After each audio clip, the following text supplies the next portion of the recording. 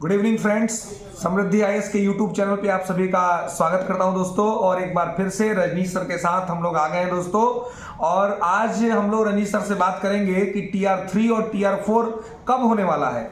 TR3 के बारे में तो एक स्पष्टीकरण लगभग आ गया है, लेकिन TR4 की भी घोषणा आज हो गई है।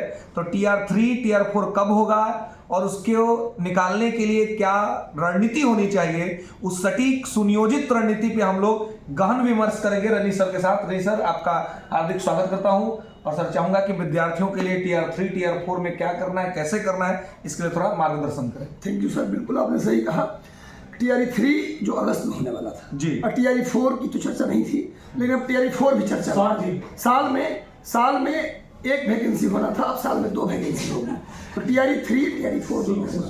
TR3 जो है कि अगस्त में होना था, उसे अब मार्च में लेने की बात कही गई है। TR3 अब मार्च में होगा, मार्च लास्ट या अप्रैल फर्स्ट या सेकेंड में TR3 हो जाएगा। TR4 अगस्त महीने में बात की गई है, जो TR3 अगस्त में होना था अब TR4 अगस्त में हो जाएगा। यानी 2024 में 2 वैकेंसी है। अभी 70,000 वैकेंसी कंफर्म किया गया है। हो सकता है कि 1 लाख वैकेंसी भी हो जाए, इसमें कोई दो राय नहीं। मतलब दोनों मिला करके कि 2 लाख, दोनों मिला के 2 लाख, मतलब इस वर्ष में 2 लाख वैकेंसी, 2 लाख शिक्षक भर्ती होगी।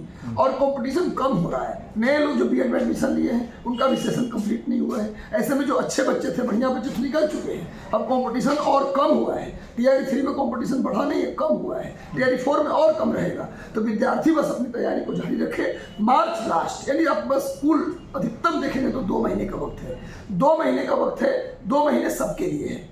वो ऐसा नहीं कि एक विद्यार्थी के 2 महीने, एक विद्यार्थी को 4 महीने, ऐसा नहीं, सबको 2 महीने मिलेगा। 2 महीने में सबको करना है। और ऐसी बात भी नहीं है कि ऑक्सफोर्ड और कैम्ब्रिज के बच्चे TR का फॉर्म भर रहे हैं, ऐसा भी नहीं है। मुखर्जी नगर के बच्चे ऐसा भी नहीं है। हो सकता है कि रेगुलर वैकेंसी होने लगे तो UPSC वाला लोग भी बीएड करके बैठ जाए, जॉब सिक्योरिटी के लिए बात अलग है, टाइम लगेगा। अभी नहीं है। अभी कोई भीड़ नहीं। वही किशनगंज, अरवल, जहानाबाद और समस्तीपुर, मुजफ्फरपुर, सिवान, छपरा के लोग भर रहे हैं फॉर्म। सामान्य लोग, कोई बहुत बड़ा विद्वान लोग फॉर्म नहीं भर रहे हैं। अब 2 महीने सबको रेस करना है। कौन बेहतर मेहनत करता है उस पर डिपेंड करेगा आपका सिलेक्शन। तो आप अपने आप को कमरे में लॉक कीजिए। जिनको TR3 में 100% चाहिए जॉब, क्योंकि TR1-2 में जो फेल किया है सर, वो बच्चा को TR3 में तो 100% जॉब चाहिए। तो आप लोग अपने आप को कमरे में बंद रखिए। चाय दुकान पर होने वाले कुतर्क से बचें।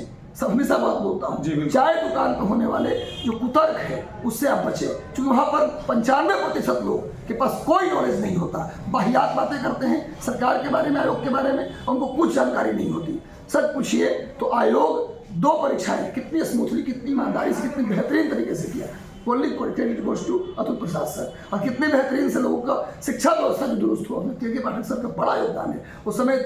आप देखिएगा, अगर इसी तरह शिक्षा व्यवस्था का सुधार जारी रहा तो लिख लीजिए कि दिल्ली से लोग नाम कटवा के बिहार में एडमिशन कराएंगे। और सारे बेहतरीन बच्चों का सिलेक्शन हो रहा है, पढ़ने वाले बच्चों का सिलेक्शन हो रहा है। इसलिए लगातार बच्चों को TR3 के लिए अब लग जाना चाहिए। और TR3 में एनी हाउ होना चाहिए अपना सिलेक्शन। TR4 अगस्त में, अगर मान लीजिए किसी का कारण से TR3 नहीं हुआ, भगवान करके ऐसा ना हो, पर मान लीजिए नहीं हुआ, तो रोने का वक्त है, तुरंत TR4 है, उसमें 1 लाख से फिर है। तो अब ये जो मौके हैं 24 वाले, इसको मत जाने दीजिए हाथ से। मैं तो ये कहूँगा। तो अब अभी के अनुसार जब तक नोटिफिकेशन ना आ जाए सर, तब तक ये भी कहना मुश्किल है कि मार्च में ही हो जाएगा। लेकिन नोटिफिकेशन आ जाएगा, 1 सप्ताह बाद उस पर हम डिटेल क्लियर बता सकते हैं। अभी जो तत्काल जो स्टेटमेंट्स है उसके आधार पर बता रहा हूँ, TR3 मार्च में, TR4 अगस्त में। जी चलिए, थैंक यू सर।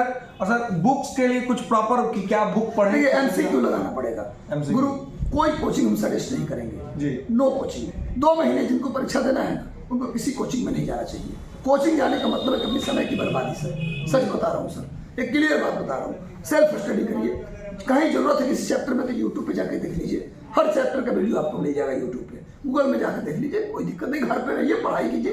कोचिंग का मतलब है कि आप फेल करने जा रहे हैं। मैं फिर बोल रहा हूँ। और डेली कम से कम 200 MCQ लगाइए, 150-200 लूसेंट का ऑब्जेक्टिव किताब से आप लगा सकते हैं ऑब्जेक्टिव। डेली 1 घंटे करंट अफेयर पढ़िए। डेली कम से कम 10 मैथ बनाइए। NCERT वक्त बचे तो SCERT NCERT किताब भी 2-3 घंटे पढ़ लिया कीजिए, 6वीं से 10वीं तक का। बस यही मार्गदर्शन है। और पुराना जो पेपर 2 बार का हुआ है, उन दोनों पेपर को भी प्रॉपरली सॉल्व कर लीजिए, ताकि उसमें से भी कुछ क्वेश्चन रहेगा, मुझे लगता है ऐसा। तो बस यही एक आपको सलाह है। बाकी मेहनत करिए, मेहनत का कोई विकल्प नहीं है। अच्छे बच्चों का, मेहनती बच्चों का ही सिलेक्शन हो रहा है, तो अच्छे से पढ़िए। कंपटीशन यहाँ भी कम नहीं है सर। 2 महीने है, रेस लगाना पड़ेगा। चलिए, तो धन्यवाद सर, आपने इतना कीमती समय विद्यार्थियों के लिए दिया। दोस्तों, ये उम्मीद करता हूँ वीडियो आपको अच्छा लगेगा, इससे आपको लाभ प्राप्त होगा। तो चैनल को शेयर कीजिए, सब्सक्राइब करिए और वीडियो को लाइक कीजिए।